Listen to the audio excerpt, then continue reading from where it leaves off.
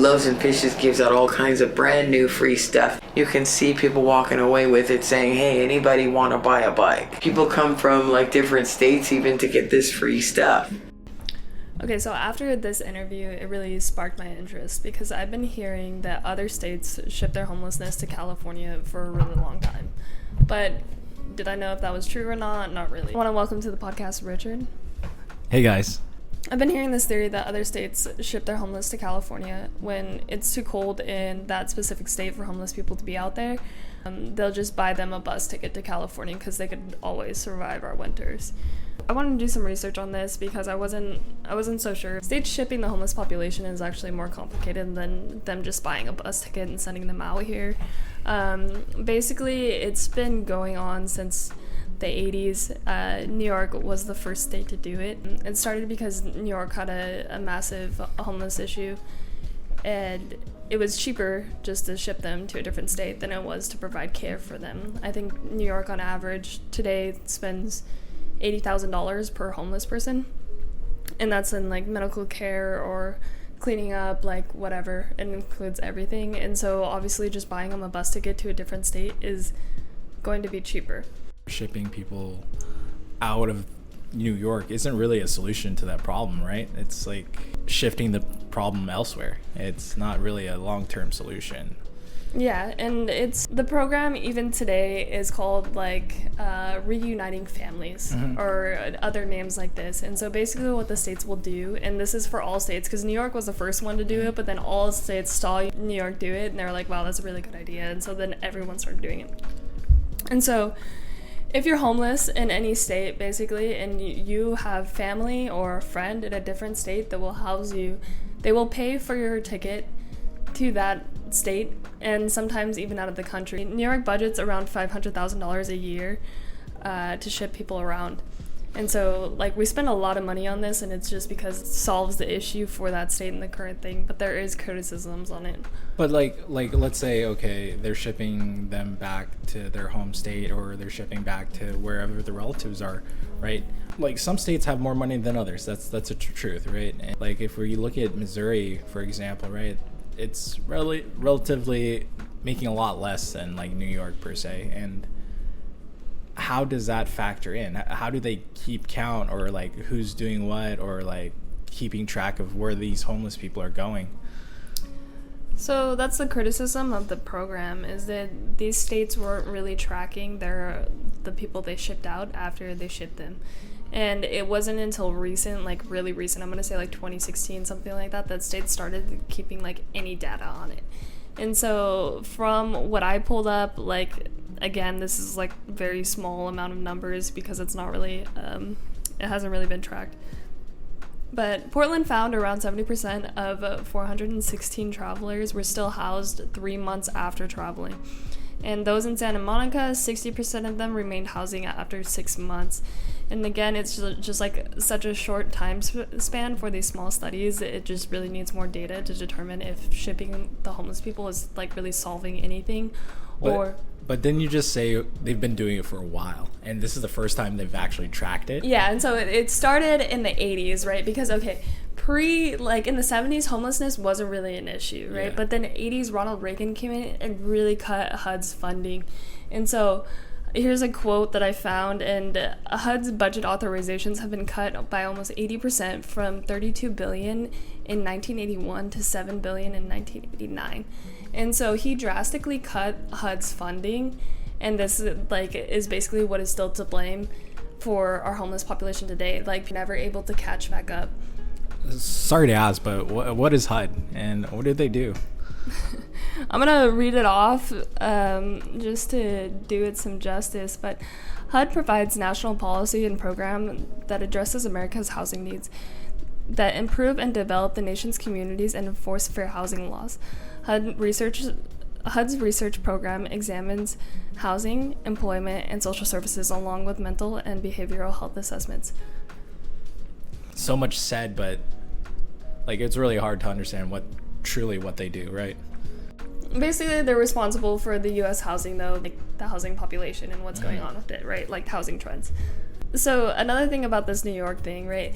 70s, again, homelessness wasn't really an issue, and then the 80s rolled around and homelessness became a massive issue. And New Yorkers were actually protesting the homelessness because it had become such a massive problem. Like, things really haven't changed that much. Still, to this day, there's a homeless issue in New York. And in the 80s, again, there was a homeless issue in New York. To the point where people were on the streets protesting it from the lack of government support, both on the state and federal level. Going back to my initial question, are most homeless people shipped from other states? I'm mostly going to talk about California because I live in California and I'm from California. But California's homelessness is ranked highest in the nation. We're one of the top 4 states for homelessness. And so I think it's largely relevant. Jeez. So again, there's not a ton of research on this, but I found a Guardian article that had talked about it. And it said that over 2/3 of the homeless people surveyed in LA had been in the county for more than a decade before becoming homeless, compared to only roughly 19% of people who said that they were most recently housed out of state. And then again in San Francisco, 43% of the homeless said they had lived in the city for over 10 years, while 70% said they lived indoors in the city before becoming homeless. And so it's not like, there's just like large swaths of homeless people showing up in California, and like most of the homeless population is our population. Mm-hmm. But like, it's really a blur, right? Because like, it's really hard to define which state you belong to, right? You're already here and you just claim you're California, right? Even though you're from Minnesota or something. So. Well, the other thing is those are 2 like very small studies, right? But yeah. I mean, they are the 2 biggest cities struggling with homelessness in California. So I think there is some like truth and relevancy to this, but it's just like, it's such small data. Like, is there enough data on this? Probably not. I want to apologize for the interruption. Please subscribe and hit the notification bell. It really helps out the channel and you'll never miss an episode. Thanks. It's not new. I often see on the news that a lot of Californians are just leaving California and they're citing homelessness as the main proponent and like the ungodly tax rate. But me personally, I saw homelessness snowball in Sacramento, like just during COVID. I noticed like homeless encampments just popping up everywhere. Yeah, and so homelessness in California grew exponentially. COVID, it's actually quite alarming. According to HUD, between 2019 and 2020, across the U.S., we had a 2.2% increase in homelessness. However, Californians alone experienced a 5.4% increase, and then California's homeless population increased 7% from 2020 to 2021. And so, again, it's just like astronomical compared to the rest of the nation. And then here's another fun statistic that I pulled from Hub's website. Nearly half of all people experiencing homelessness live in 4 states. First being New York, second being California.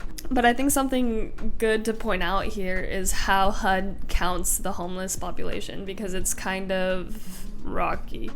So basically HUD tries to get an understanding of every single person experiencing homelessness on a given night. And they usually go out late January and physically count the homeless people they see on the streets, and there's like lots of volunteers and like organizations involved in this from my understanding.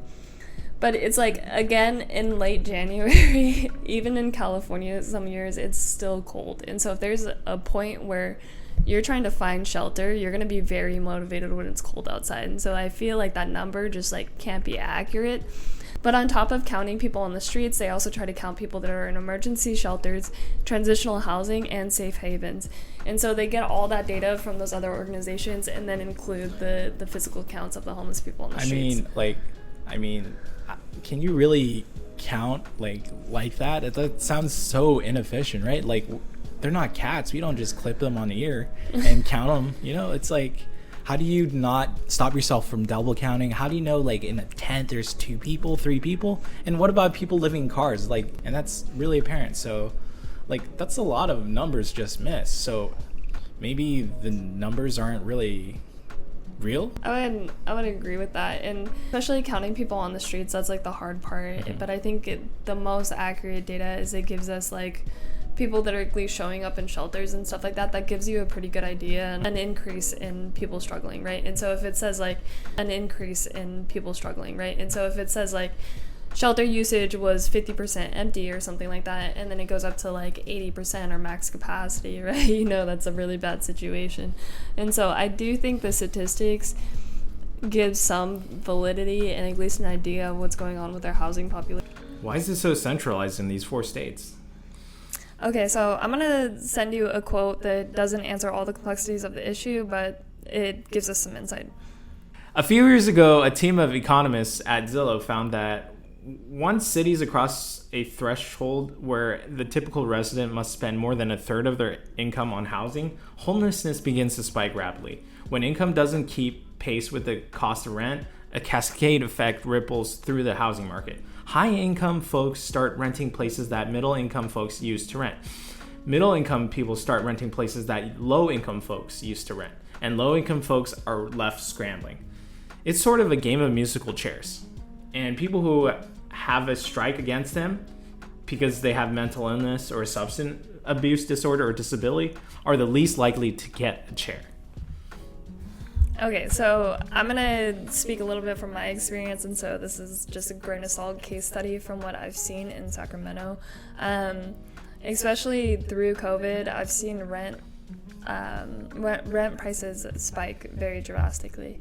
And California is a rent-controlled state, right? And so the way that rent control works is it's the Consumer Price Index, I think is what it is, CPI, which, so say last year if we had a 10% inflation increase, it would be the CPI plus 5%. And so the 5% is always standard for landlords' profitability. Basically, they allow you to add 5% every year. That's the rent increase. And then the CPI is based off of whatever our economy is doing. And so when inflation kept shooting up this last year or two, it contributed a lot to even these areas that are supposed to be rent controlled and supposed to help the lower income. It still allowed their rent prices to skyrocket. Our wages never kept up with inflation. That's a story that has been going on for a long time now. But I think it's becoming more of a problem when our inflation's, running rampant like it is now. So this is going to be an ongoing thing where we see where once affordability goes down, homelessness becomes a real issue. Let's say in Texas, they have a higher rate of poverty when compared to California, but a significantly lower rate in homelessness. Why is that? Because their housing is more affordable. It's just plain and simple. Affordable housing is what keeps homelessness at bay. There could be other factors, but affordability is one of the major factors of homelessness. When we compare states with poverty, Texas, Louisiana, New York, and California, New York and California poverty hovers around 12 to 14%, while Texas and Louisiana has around 18%, so a higher poverty rate. If we look at the population of homelessness from the overall state population, we see that California and New York have roughly a 0.4%. While Louisiana and Texas have roughly a 0.06%. That's a 7-fold increase. I mean, it makes sense, right? If we can afford to pay rent and live there, it lessens the likelihood of us being homeless. So living under the poverty line in these certain states. But the fact that they have affordable housing really allows them to stay off the streets. So roughly 4 to 6% less in poverty. Mm-hmm. Than Texas and Louisiana, but we still have a higher homeless rate. Correct. We have a higher homeless rate in terms of a 7-fold increase. And so that's something that the state of California's government is pushing a lot, is affordable housing, but I feel like the government has kind of skewed in a way. And so I want to talk about the study real quick. Here's a study that I want to bring up. In 2016, it was estimated that California would need 3.5 million new houses by 2025 to deal with the chronic housing shortage. Yet, the housing construction has been slowed, especially drastically since COVID, but even before then, we weren't keeping up. We were constructing about 100,000 new homes per year, and we need 180,000 new homes per year. Even pre-pandemic levels, we weren't hitting those numbers, but now it's expected to be much worse with all the labor shortage, and then on top of that, there was supply chain issues. And so California spends a lot of money on homelessness and trying to solve it, right? So there are a $14 billion investment from Gavin Newsom to try to solve this. And here's a quote from an article I was reading. It says, California's catastrophe stems from, in part, a long-standing statewide housing affordability crisis. California spends significantly more of their income on housing compared to the rest of the nation. More than 1.5 million renters spend half of their earnings on rent, leaving them potentially one medical emergency or crisis away from homelessness. In the recent years, income inequality has only worsened. We're spending a lot of money on this, and this is just an example of how California's governor has released a $14 billion investment for a homelessness solution. So you're saying, like, people are one paycheck away from, like, being homeless due to a medical emergency, but we live in a society where we have too much stuff. And isn't it easy to say, like, you shouldn't be spending your money on certain things, right? Saving your money, or, like, being... So it's like ultimately your decision, right? What you're spending your money on, why aren't you saving money? Things like that.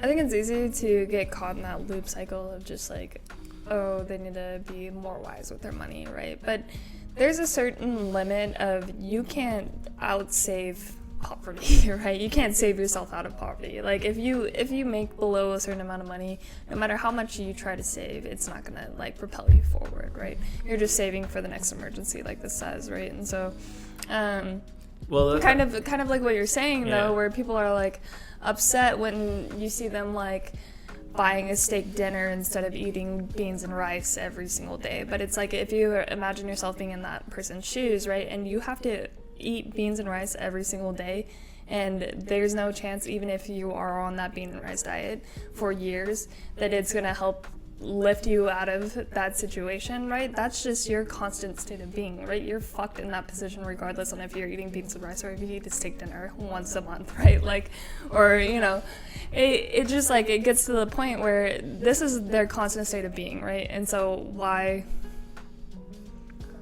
try so hard when it's not going to solve the real problem? So right? Eat that steak dinner while you have the chance to eat that steak dinner? Yeah, at a certain point, it becomes a comfortability thing, right? You want them essentially to live an uncomfortable life, and so maybe they have a slight emergency fund, and they also, like, you know, it's like, what are they saving for? What are they saving for, right?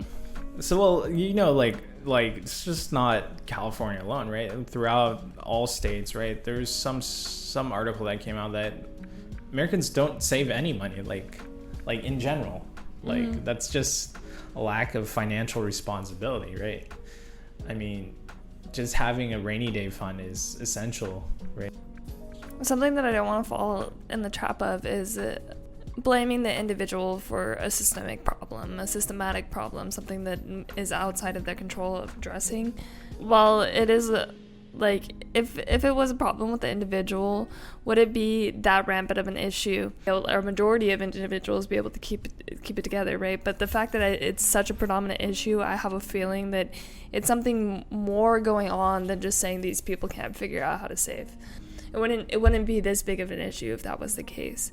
Maybe it's just another part of the story of wages not keeping up with inflation. I would like to see the history on it, if back in the day, like, you know, our grandparents, how their savings rates were compared to our generation. But that's not to say that our culture doesn't overconsume. That is very true. My parents were immigrants. They came to US without knowing English, and they managed, right? They did the whole American dream thing, right? They worked minimum wage, poverty, right? Living in houses with my aunts and uncles. They're doing what they could do in order to save money, in order to build a better future. And I don't know if we're taking stuff for granted, right? It's like, you can do that. Also, just mentioning that there's a lot of immigrants out there that don't make it, and it's just hope the future is better for their kids. Your parents are a case study, and maybe just the lucky few, maybe not. I will openly admit that there are, though the way my American friends live is not the way my friends with immigrant parents do. I've seen some immigrant parents doing very well considering them not speaking English, etc., but they live well below their means, which I think is the key that anybody could apply if you're making enough, and if you're living in an area where you're not making enough, that's the real issue. And so I think it's just like very, again, the human factor is so unpredictable. It's like really hard to say, and I feel uncomfortable even saying this stuff because I don't want to perpetuate like stereotypes or anything like that. And maybe the dream isn't dead, but it's more like telling us to go and find a $200,000 annual salary, or to start our own business that's going to replace our income, right? Like, I think that is probably the equivalent of expecting some people out there to get like a high enough paying job that's going to allow them to survive. Like, the working poor is real. But it gets to a point where like even making $20 an hour is like difficult. Right, like finding, like, okay, so I went on poverty finance on Reddit the other day, and that was like some of the serious, like, most depressing shit I've read recently. It was like people talking about like gas prices basically, and they're saying like, for this month I either have enough for my gas or for my food, like what do I do, right? And instead of people like giving advice to this person, they were also just talking about how they were in similar situations. Like, I'm so fucking sick of being like one paycheck away from, you know, financial ruin again, and how this guy, since he was working from home more, he moved further away from the city, but then once he moved away, they started requiring him to come in again, and then the gas prices went up, right? And so like he had like been doing these things to try to save money, but then it like kind of backfired on him. And a lot of people are also talking about how it's so hard to find somewhere that will pay them $20 an hour.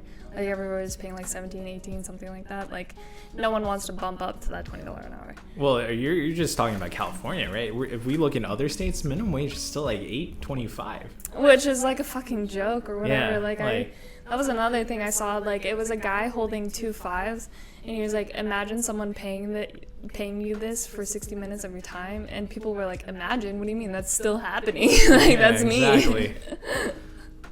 Yeah. From my perspective, it's a decision thing. Sometimes it's out of your control, but it's a culmination of the decisions you made in your life that cause you to end up where you are. I think something that we can't fall into the trap of too is thinking that some individualist solution is going to be able to be applied to everyone as a solution, right? There's no copy and paste in life. Yeah, right. And so, because like, you know, there's gonna be, everyone's situation's different, right? That's just like flat out, everyone's different, right? Like, even that is, right? It's just like, there's like certain things that are just like limitations that are beyond our control, right? I know, but like it's a story of triumph, right? My parents fought adversity, they won, right? And I'm just saying that people can do it. And it's just like that person that posting on Reddit, he's tired of living paycheck. Just complaining about it is just constantly complaining about it. It's just called insanity, right? Because you're. But again, right? Like, I want to not fall into this trap where you're thinking of like an individual solution that's like, and like, okay, just apply to the masses now, right? Mm-hmm. Because like, think about like the carnivore diet, right? That guy that's like, oh, this fucking solved like all my depression and all this other shit, and he has like better eyesight now or whatever, right? Like, like, the carnivore diet isn't healthy, and it doesn't necessarily work for everyone, right? And so you want to go around and recommend everyone to get on this carnivore diet. I mean, if you account for inflation, the carnivore diet's pretty expensive right now. Exactly, right? Yeah. Some people can't afford it, right? And so that's what I'm saying. Just is this one of this 1%er thing? But that's what I'm trying to get at, is just because, you know, it works for one person, it might not necessarily work for other people because they have different circumstances, right? And so, but that's what makes homelessness, how to solve homelessness, such an issue. It's like, there's no blanket solution. There's really, like, everything is individualistic, right? You can't apply the same solutions you did with one homeless person or someone on the streets to another person, right? And that's why we need multiple streams of solutions, right? When we approach homelessness, it can't be like, oh, okay, rapid rehousing is the answer, and we need to only do that. Right? like there's going to be different programs that work for different people, and so I think we need to do a bunch of different ones and just see like which ones are helpful. Yeah, right? but and like, keep them going. see, the thing is, like, I just made a 5-minute Google search about homeless programs that are available if I was homeless, right? It's mind-blowing how many programs there are in California in terms of homeless people. There's like different nonprofits. There's like, it's just so confusing, and you're in a rabbit race of finding what services they provide, and it's not very coherent, or like you don't really understand what's happening. And yeah, and like the ladies was saying that I was interviewing with, she's like, so something that would really help the homeless population is if they streamline the process, right? There isn't none of that. The agencies offer what they offer, and there's no way of putting it all together so it's like seamless. Here's a nonprofit that you get your meals with, your social workers there at, where they could get you into programs, where you could get dental care, where you could get health care, all in one facility, right? That you need to streamline that process, because even the lady that I was interviewing that was a college student, right? When she got the referral to go and get it on rapid rehousing, she almost missed the appointment because the public transportation was going to take too long and she didn't plan enough time, and so she almost missed the appointment. Like, if it wasn't for her colleague taking her to the rapid rehousing program, she would have been late and missed her appointment, right? And so expecting a person that's homeless, been homeless for a long time, doesn't have a car, right, doesn't even have money to get the bus ticket to go to referral, right? Of course they're not going to do it. How are they supposed to do it, right? Like, it's just like you're asking someone to like bootstrap their life together and pull themselves up off the street. Such a difficult challenge to overcome. I think very few would do it with the current situation. I want to thank you for listening to this podcast. If you are interested in being on the podcast, please email cartherapypod@gmail.com.